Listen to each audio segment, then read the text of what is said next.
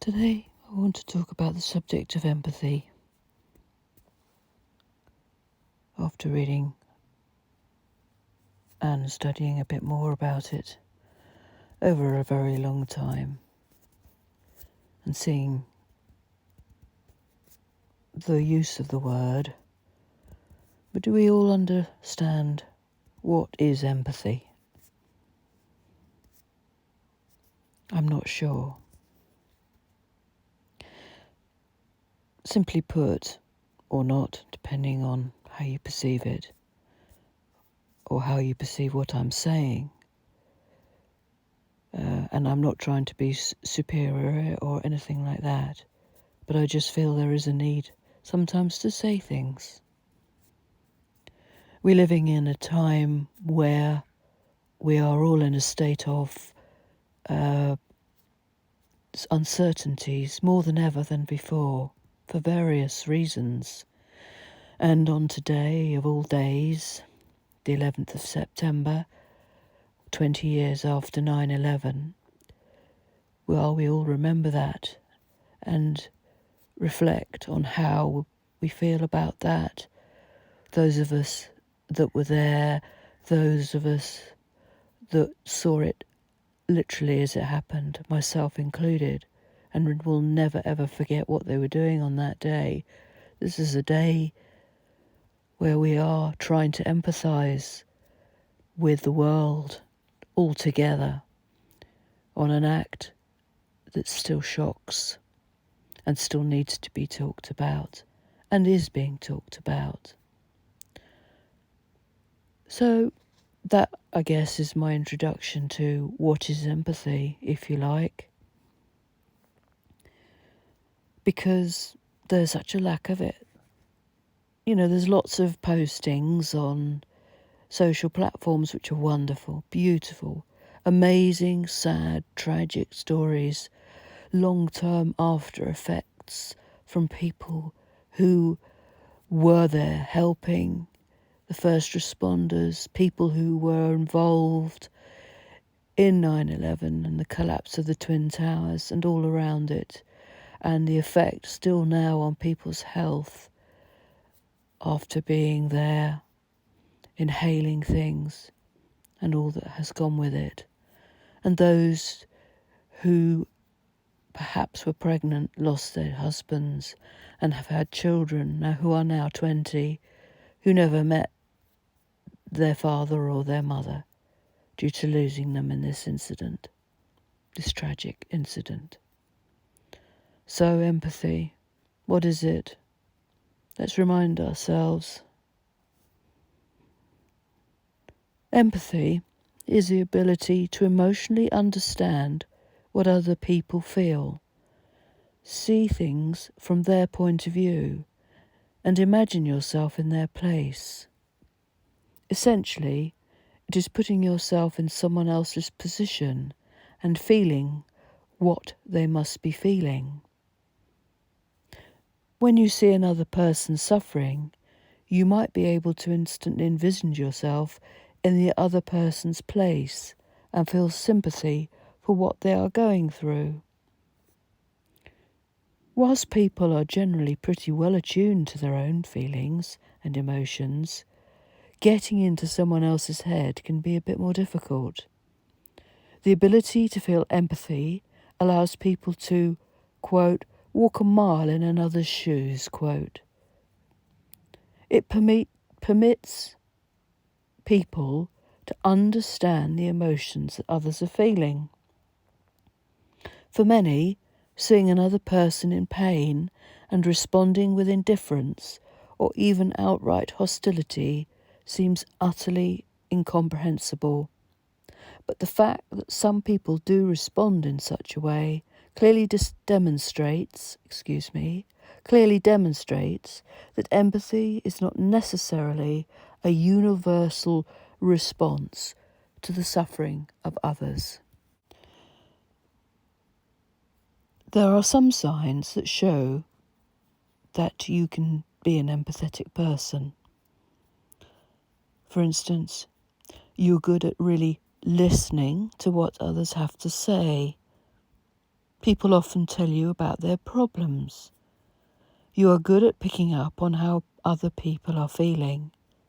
You often think about how other people feel. Other people come to you for advice. You often feel overwhelmed by tragic events, and you try to help others who are suffering. You're good at telling people when people aren't being honest. You sometimes feel drained or overwhelmed in social situations. You care deeply about other people. You find it difficult to set boundaries in your relationships with other people. Having a great deal of empathy makes you concerned for the well-being and happiness of others. It also means, however, that you can sometimes get overwhelmed, burnt out, or even overstimulated from always thinking about other people's emotions. There are different types of empathy that a person may experience. There is affective empathy, which involves the ability to understand another person's emotions and respond appropriately. Such emotional understanding may lead to someone feeling concerned for another person's well-being, or it may lead to feelings of personal distress. Then there is somatic empathy, which involves having a sort of physical reaction in response to what someone else is experiencing. People sometimes physically experience what another person is feeling. When you see someone else feeling embarrassed, for example, you might start to blush or have an upset stomach.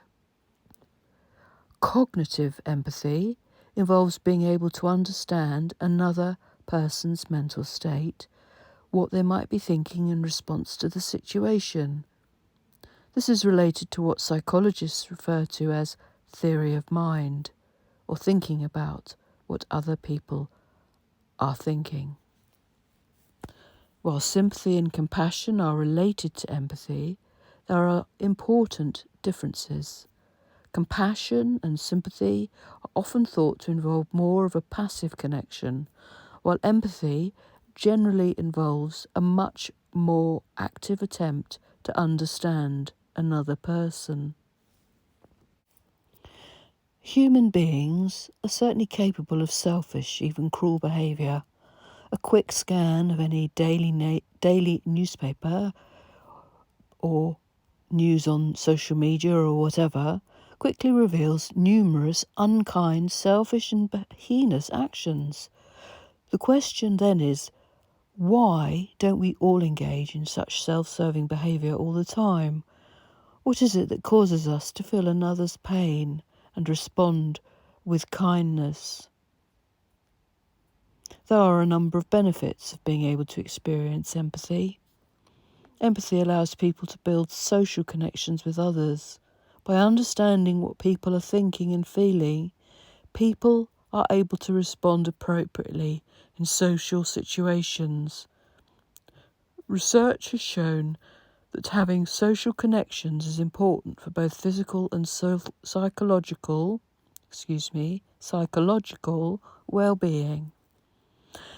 Empathizing with others helps you learn to regulate your own emotions. Emotional regulation is important in that it allows you to manage what you're feeling, even in times of great stress, without being overwhelmed. Empathy promotes helping behaviours.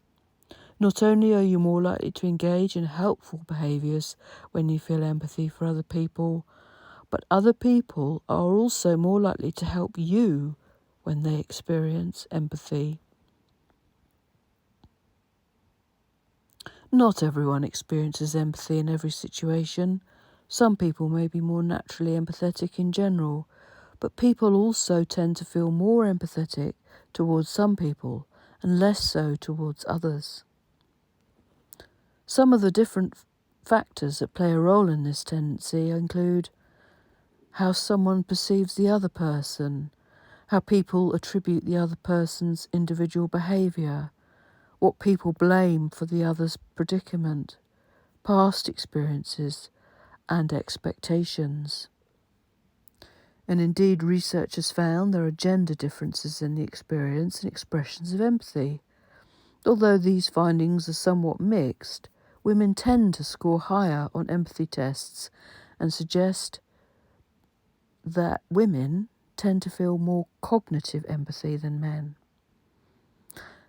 At the most basic level, there appear to be two main factors that contribute to the ability to experience empathy: genetics and socialization. Essentially, it boils down the age-old relative contributions of nature and nurture. Parents pass down genes that contribute to overall personality, including the propensity towards sympathy, empathy, and compassion. On the other hand, people are also socialized by their parents, peers, communities, and society. How people treat others, as well as how they feel about others, is often a reflection of the beliefs and values that were instilled at a very young age. A few reasons why people sometimes lack empathy include cognitive biases, dehumanization, and victim blaming. Sometimes the way people perceive the world around them is influenced by a number of cognitive biases. For example, people often attribute other people's failures to internal characteristics, or blaming their own shortcomings on external factors. These biases can make it difficult to see all the factors that contribute to a situation and make it less likely that people will be able to see a situation from the perspective of another. Many also fall victim to the trap of thinking that people who are different from them also don't feel and behave the same as they do. This is particularly common in cases where other people are physically distant. For example, when they watch reports of a disaster or a conflict in a foreign land, people might be less likely to feel empathy if they think that those who are suffering are fundamentally different from themselves. Sometimes, when another person has suffered a terrible experience, people make the mistake of blaming the victim for their circumstances.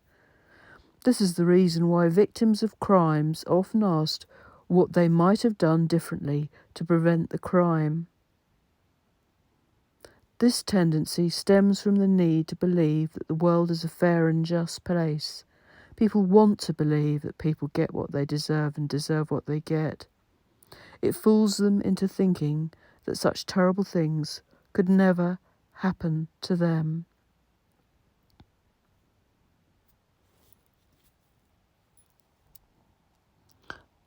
So I'll leave it there today about empathy, because I just wanted to say something today, as I say, of all days, 9/11. I think everyone, myself included, we all need to stop sometimes and think about what we think, because I've learnt from long experience that one feels like the next person feels or thinks the same way as you and will react the same way as you. But I have learned from experience, both positive and negative, that this is not the case. And we need to remember that whilst we all have the physical body with the same makeup, outside and in, we are all unique and differently wired, if you like. So take care today. My heart goes out to everyone who is suffering today in any way, shape or form, be it emotional, physical, whatever, or feeling lonely. Take care of yourselves. Look up, not down. There is kindness in the world. And kindness, as I often say, is not a weakness, it's a strength. Much love. Carrie Pink.